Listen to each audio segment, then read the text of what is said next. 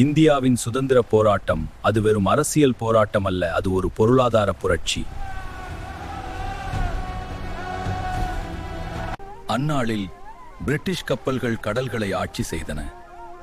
இந்தியர்கள் தங்கள் நாட்டிலே வணிகத்தில் அடிமைகளாக இருந்தனர். ஆனால் ஒரு தீப்பொறி மெதுவாக எரியத் தொடங்கியது. பால் கங்காதர் திலக் மற்றும் வி.ஓ. சிதம்பரம் பிள்ளை இருவரும் ஒன்றாக ஒரு கனவை கண்டனர். இந்தியர்கள் தாங்களே தொழில்களை உருவாக்கி அதை நடத்த முடியும். அந்த கனவு ஒரு சவாலாக மாறியது, ஒரு போராட்டமாக வெடித்தது.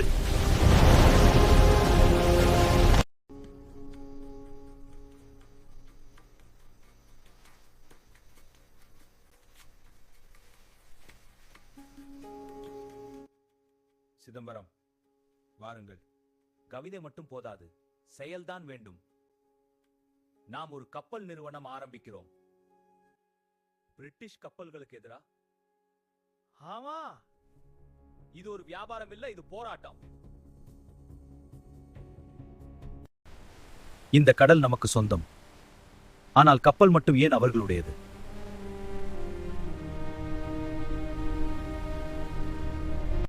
இது நமது எதிர்காலத்திற்கானது. என் மகனுக்காக இதை செய்கிறேன்.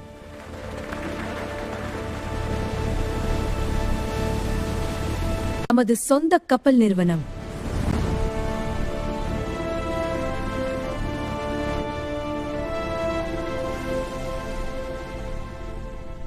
இந்த இந்தியர்கள் நமக்கு போட்டியா? அவர்களை நசுக்க வேண்டும்.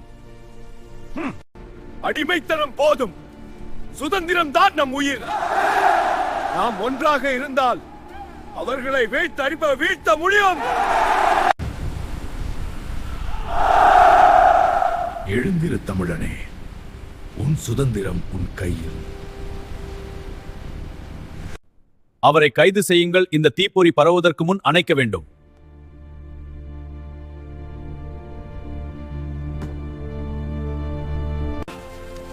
நாம் ஒருவன் விழுந்தாலும் 1000 பேர் விழுவார்கள்.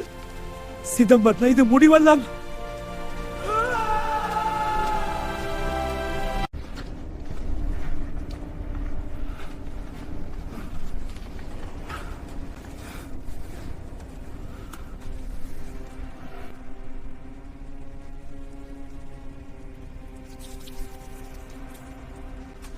நீதான் அந்த பெரிய கப்பல் ஓட்டிய தமிழனா?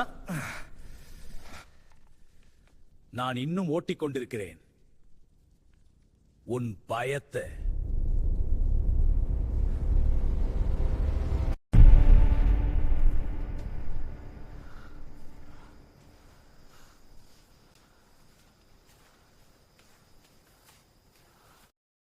நாங்கள் உங்களுக்காக காத்திருக்கிறோம்.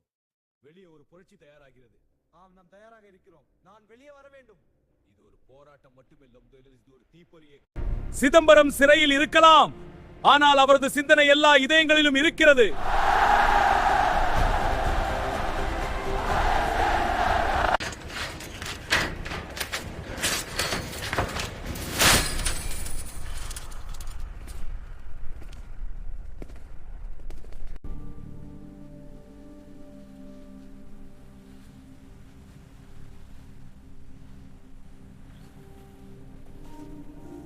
நாம் அடிமைகள் இல்லை, நாம் ஒரு தேசம்.